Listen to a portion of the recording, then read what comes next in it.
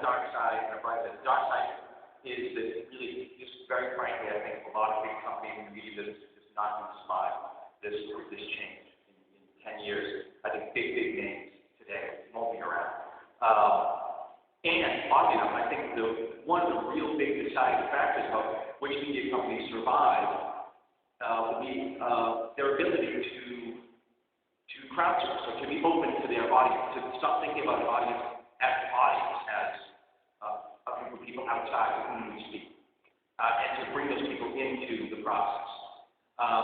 However, just like all changes, or like all organizations, change is very, very different. And I just think a lot of companies just aren't going to be able to do it. You can't accommodate that because of their ways of doing things just won't allow it.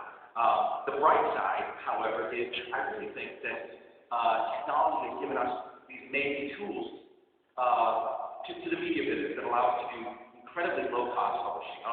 In my case, it's $0 to get started and build a brand and build an audience. And not just do it cheaper, but I think ultimately to deliver a better service to let's call it an audience, to our readers or our viewers, both in terms of informing people for the news and entertainment. I think we're going to see entirely new forms of information and entertainment emerge from the platform.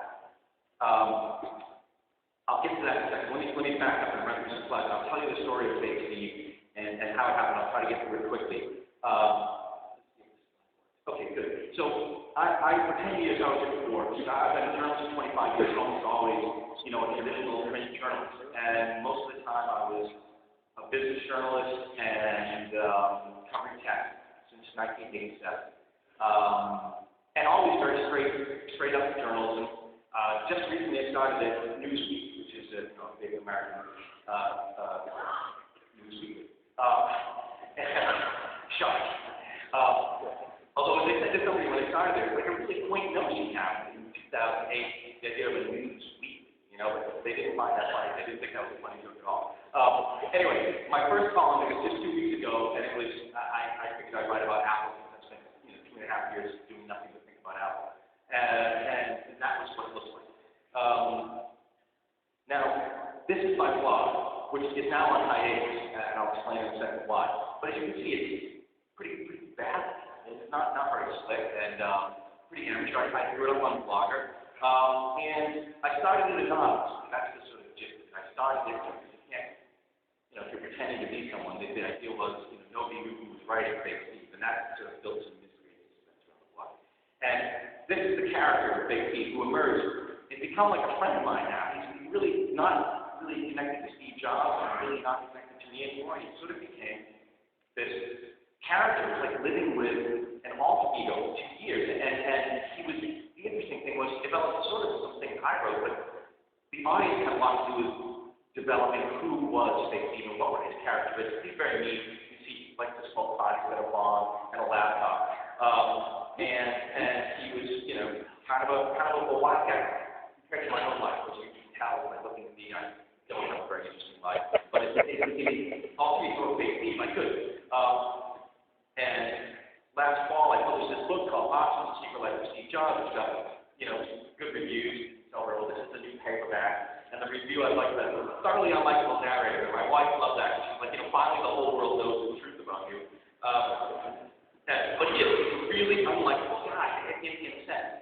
And yet, the rest of that sentence went on to say, somehow compelling, just like I think Steve Jobs himself is. I think, you really wouldn't want to work with Steve Jobs or live next to him or be related to him. By the way, somebody just sent me like today. He's actually in Rotterdam, or his jet, he landed in Rotterdam yesterday to go to some conference.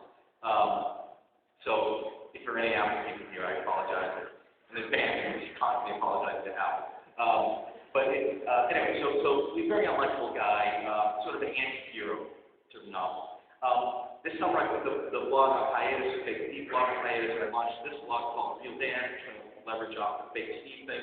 However, the response has generally been that, it's terrible, people hate it. Most of the email I get is people saying, I can't understand how Fake Steve is so good, it's so funny, and your own blog is so bad, And the other guys love the internet, the hardest thing to adjust to, but now just like how rude people are on the internet, it's amazing, right?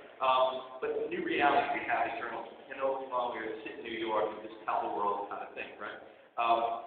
So back to Steve. Here he is. Okay. This was done by a guy in Poland, by the way, in terms of crowdsourcing. It's an interesting anecdote. This guy in Poland started reading my blog and started sending me ideas, started sending me Photoshops, little pictures he'd done. And at one point, I needed to do a caricature for Forbes to put up. Forbes kind of began an association with my blog at one point, which I'll get to. So this guy, people like him, who I've never met, but is a really good artist in Poland, did this for me. And a lot of the art, all the art, I have no artistic belief, was done by readers, by people who just liked the blog and wanted to help out. So it's kind of an open source model. So there's three questions people always ask me about the blog. All right, I'll cover them quickly. One is why? Why did you do it? Two, why Steve Jobs? And three, why does it work? And why does it work is the most interesting one, but we'll whip through the others quickly. The why basically comes down to one reason. Boredom, right? I was covering IBM. I don't know if you have any idea what it's like to be a reporter covering IBM, right? But they don't hop the press, right? So there's not a lot to do, right? And you talk to them, it's like sticking your hand into a meat grinder. They're just horrible people. They're just terrible, terrible. I feel like with Apple, I thought IBM was the worst thing in the world, but Apple's actually tough. Anyway, again, as an Apple reporter, there's not much to do. You just call up and they say no comment, and you hang up the phone. So I had a lot of free time. And the other reason, the real reason, was fear. And it's just a great motivator. And I came to realize how wonderful fear is as a driving force in someone's life. So I could see, I'm not completely blind, but I could see that my industry is changing.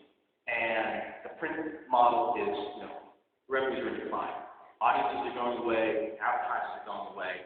So this is not a good